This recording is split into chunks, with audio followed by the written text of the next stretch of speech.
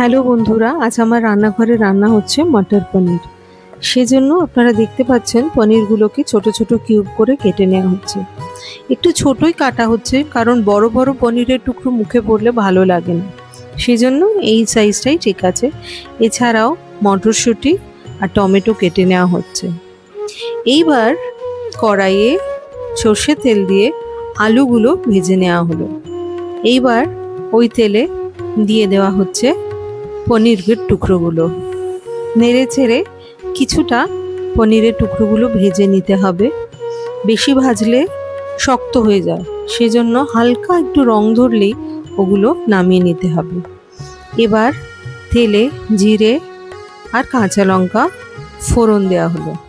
একটু নেড়ে ছেড়ে ফোড়নটা একটুখানি ভাজা হলেই ওতে টমেটোর টুকরোগুলো দিয়ে নাড়তে হবে। একটু নুন দিয়ে দিতে হবে যাতে টমেটোর টুকরোগুলো তাড়াতাড়ি নরম হয়। এবার দেয়া হচ্ছে আদা বাটা। আদা বাটা দিয়ে খানিকক্ষণ টমেটোর সঙ্গে নেড়েচেড়ে দিতে হবে, আর তার সঙ্গে দিতে হবে একটুখানি জল। এইভাবে মশলাগুলো কষাতে হবে, নাড়তে হবে। শুকিয়ে এলে আবার একটু জল দিয়ে নাড়তে হবে। এবার রঙের জন্য একটু কাশ্মীরি রেড চিলি পাউডার ওর মধ্যে ঢেলে দেওয়া হচ্ছে। ঢেলে দেওয়া হলো। এবার আবার নেড়ে চেড়ে ওগুলো মশলার সাথে মিশিয়ে দেওয়া হচ্ছে।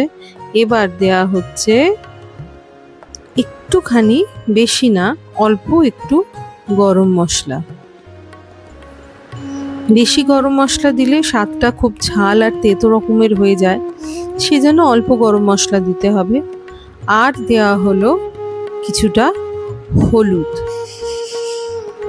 একটুখানি ধনের গুঁড়ো দেওয়া হলো।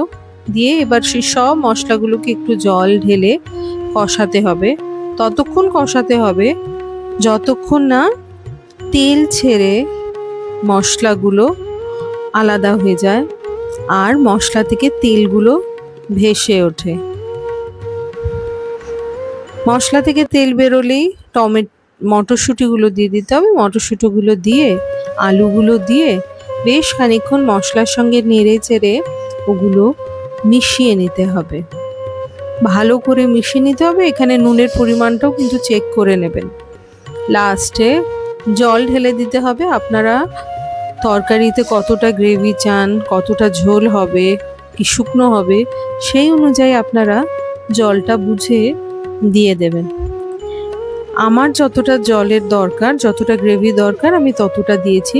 এমনি পনিরগুলো যাতে একটুখানি জলে ডুবে যায়, সেদ্ধ হয়, সেই অনুযায়ী জলটা দিতেই হবে, একদম কম দিলে হবে না। এবার পনিরগুলোকে ছেড়ে ভালো করে জলের মধ্যে ডুবিয়ে দিয়ে ওগুলো ফুটতে দিতে হবে। এতে কি হবে, পনিরের মধ্যে মশলা, নুন সব কিছু স্বাদটা ঢুকবে। বেশ খানিকক্ষণ ঢাকা দিয়ে কম আঁচে ফুটতে দিতে হবে। লাস্টে একটু কসুরি মেথি ওর মধ্যে হাত দিয়ে এইভাবে গুঁড়ো করে মিশিয়ে দিতে হবে। ব্যাস, এই মটর পনির অনেকে খুব রিচ খান, কাজু দিয়ে, চারমগজ দিয়ে, পোস্ত দিয়ে, অনেকে বাটার দেয়, কিন্তু আমরা রোজকার ঘরের জন্য বানাচ্ছি, সেই জন্য আমরা রিচ খাই না।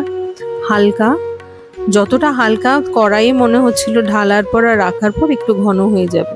দেখলেন আমাদের মটর পনিরটা কি সুন্দর দেখতে হয়েছে। আপনারাও